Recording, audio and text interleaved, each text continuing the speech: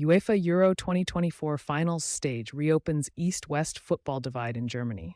Of the 10 host cities staging UEFA Euro 2024, only one is in the former East Germany, and that venue is not being used for any finals match. Can the playing field be leveled? Berlin, Germany. Host nation Germany will meet tournament favorites Spain in the business end of the Euro 2024 football tournament, with a crucial semifinal spot at stake in Stuttgart. With a doubling of beer and bratwurst sales on its national rail provider and an expected boost of €1 billion, $1.8 billion to a shaky German economy, the hosts look set for a win, whatever the result, on Friday evening. Yet, beyond some of the bigger headlines, the tournament has shone a spotlight on how German football today is still shaped by the legacies of its divided history. It's noteworthy that as the Euro 2024 quarterfinals are played on Friday and Saturday, not even one of the four matches, or the resulting semifinals or the final, will be staged in the former East Germany. The West is best, it seems, when showcasing Europe's largest football tournament as it reaches its zenith. Of the 10 cities that have hosted Euro 2024 matches, including Munich, Hamburg, Frankfurt, and Dortmund, only one club stadium is in a part of the country that formed part of the former East Germany, Leipzig Rasenballsport, known as RB Leipzig. Yet even this club was formed controversially 2 decades after German reunification in a commercial takeover by the giant Austrian global soft drinks maker Red Bull. Although legal, it was an unpopular move amid Germany's unique fan-majority ownership structure, known as 51. Additionally, only one player in the current German squad, 34-year-old midfielder Toni Kroos, who is set to retire from football after the tournament, was born in the now defunct Communist German Democratic Republic, or GDR as it's more commonly known. The Deutscher Fußballbund DFB, the German Football Association, didn't respond to questions on its efforts to address any post-reunification historical gaps or the selection criteria used for host cities and stadium geography for Euro 2024, which was the first major football tournament staged in Germany since the 2006 FIFA World Cup, and only the second one since Germany's 1990 unification. It instead pointed Al Jazeera to UEFA stadium size requirements for hosting bids and how its application was built around that. Yet commentators say the issue is indicative of the ongoing gaps between Eastern German and Western German football that range from stadium infrastructure, wide revenue disparities, and representation in the two Bundesligas, the national leagues. Disconcertingly, there are currently just 2 teams from the former eastern part of the country among the 18 teams in the top-flight competition. Ulrich Hesse is a journalist, author, and editor of the football site 11 Freunde. He tells Al Jazeera, "Unfortunately, it's probably a fair reflection of the divide that still exists and may even be widening." One of the 2 former East clubs in the Bundesliga is based in Berlin, which is and has always been a special place. The other, RB Leipzig, didn't even exist when the Berlin Wall was still up, and thus hasn't any links whatsoever to the GDR. This goes back to the history of the initial post-unification period from the 1990s onward and relates to older East-West divides, says Alan McDougall, a professor and author of The People's Game, Football, State and Society in East Germany. He adds, the political and economic nature of unification in the 1990s meant East German football, economics, and politics were all folded into the West German Republic. Unification may be history, but I do think the patterns of German football since then reflect what happened in the 1990s. The 10 host cities in Germany for Euro 2024.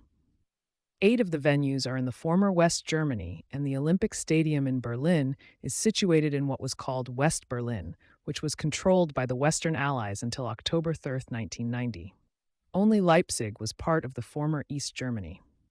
2 nations, 2 teams. The German national football team played its first match against Switzerland in 1908, losing 5-3 in Basel. After its loss in World War II, Germany was divided into 2 nations. The USSR backed East Germany and West Germany, governed by France, Britain, and the United States under a democratic, capitalist system. Berlin was an anomaly. It was geographically situated in East Germany, but it was also carved up along the same lines into East and West Berlin. Commentators say the two nations had different styles of football and varying degrees of success. 11 teams were formed within the five East German states from the 1960s onwards, including SG Dynamo Dresden, FC Hansa Rostock, FC Lokomotiv Leipzig, and FC Karl Marx Stadt. McDougall says the GDR national squad wasn't a top-ranked team internationally. East Germany was in the middle rank of European countries and were nicknamed the world champion of friendly matches, as they tended to do well in friendlies and then choke when a big match came up. It was a small country with a small footballing league, but it was strong in developing young talent, and there were some famous GDR-born players who went on to have successful careers, including in the national team after reunification. The most famous among them is former national team captain Michael Ballack, who played professionally from 1995 until 2012 for European powerhouses like Bayern Munich and Chelsea, and was selected by Pelé as one of FIFA's 100 greatest living players. Over on the other side of the divide, the West German national football team was recognized by FIFA in 1950 and went on to have one of the strongest reputations in the world. It won 3 FIFA World Cups in 1954, 1974, and 1990, the year of reunification. Star players such as national team captain Franz Beckenbauer were central to its success, as were club giants Bayern Munich. During the time of the division, East Germany and West Germany played each other just once, in the World Cup in 1974. In a game dubbed Ein Kampf zwischen Brüdern, a battle between brothers, West Germany embarrassingly lost to East Germany 1-0 on home soil at Hamburg's Volksparkstadion. Germany Football United, in name only? As the country unified, the task was laid out to bring two footballing nations together. As McDougall explains, at the time, GDR sport was considered by some as a tainted sport due to major doping scandals and alleged ties between teams and the Stasi, the GDR's secret police. West Germany was more powerful and wealthier, so the German Football Association took over the old East German football structures and its association. Of the 11 GDR teams, just 2 were absorbed into Bundesliga 1, Germany's premier professional league. Hans-Georg Moldenhauer is a former footballer from the GDR who was the head of its football association at the time of reunification. Now in his 80s, he tells Al Jazeera, "It was an incredibly emotional time, and it brought new problems almost every day. What I liked, though, was that everyone thought Germany was a football country, and we all wanted to help the country realize that again." Moldenhauer joined the DFB post-1990 and says the organization kept elements of Eastern football going, including sports schools. Youth development in the GDR was a very good concept that was adopted by the West, he adds. Hesse says the differences between the two sides ran deep, and the West profiteered with sometimes disastrous long-term outcomes for former East German clubs. In the years following reunification, there was a structural and likely even a psychological disadvantage, he says. A lot of Eastern clubs were not necessarily destroyed, but problems were created that still have repercussions to this day.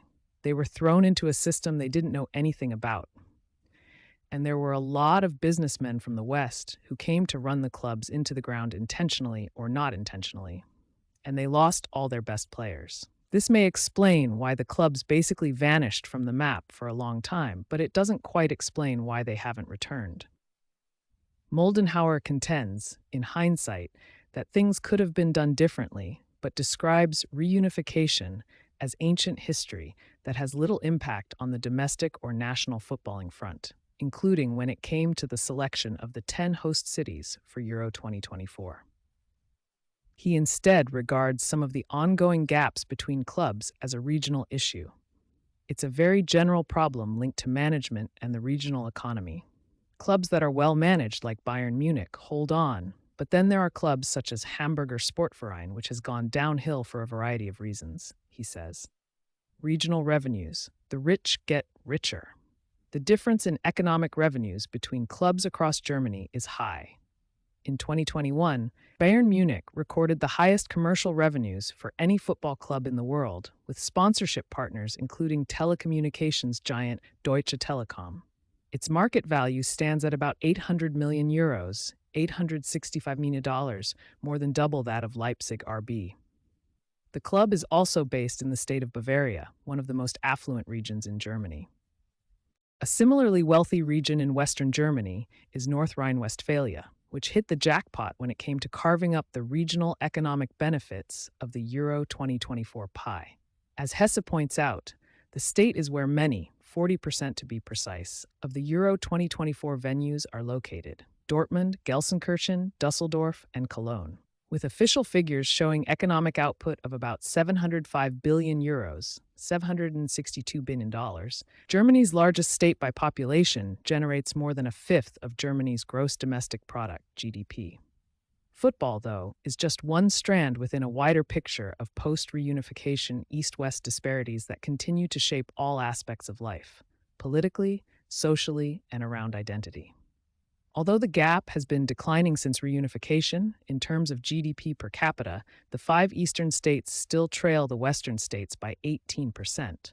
And individual disposable income in the East is still around 86% of that in the West, according to data from the Federal Ministry for Economic Affairs and Climate Action. While output in the eastern states for next year is forecast to grow by 1.2%, the rate is slower than in Germany as a whole, 1.5%, meaning that GDP per capita in eastern Germany will remain about 80% of the level in western Germany. Eric Meyer, a sociologist and expert in the sporting economy at the University of Munster, says football is just one element of a more complex socioeconomic picture shaped by reunification. In general, the East German economy never truly recovered from the shock transformation and the deindustrialization following reunification, so the economic gap remains. The East German service economy is characterized by lower GDP and wages, as well as higher economic vulnerability, and the economy lacks industrial clusters needed to generate sufficient employment opportunities to keep or attract well-educated people. Germany's footballing future. Amid this wider context, inviting outside money into the football system may be one solution. However, Germany's unique ownership rules make this route harder. Germany applies a 51 rule whereby no major investors are allowed to buy clubs. Majority ownership is in the hands of fans. The only time a company has found a loophole in the system was Red Bull with its acquisition of the former Leipzig team, SSV Markranstadt. Hesse says the buyout is still a thorny subject. RB Leipzig may not have broken the letter of the law, but I do think they broke the spirit of the law. So it actually took another club to follow that, and I'm not sure if people would allow it again, he says. Moldenhauer says he thinks the current issues aren't too big to tackle, and prioritizing youth development would help bridge some of the gaps. Hesse is not as optimistic. Right now, the major problem is economics. If you look at the list of the biggest and most wealthy German companies, almost all of them are based in the West. There just isn't a lot of infrastructure, and there isn't a lot of money in the East, and the Leipzig story proves this. So the economic divide has to be overcome before football can follow.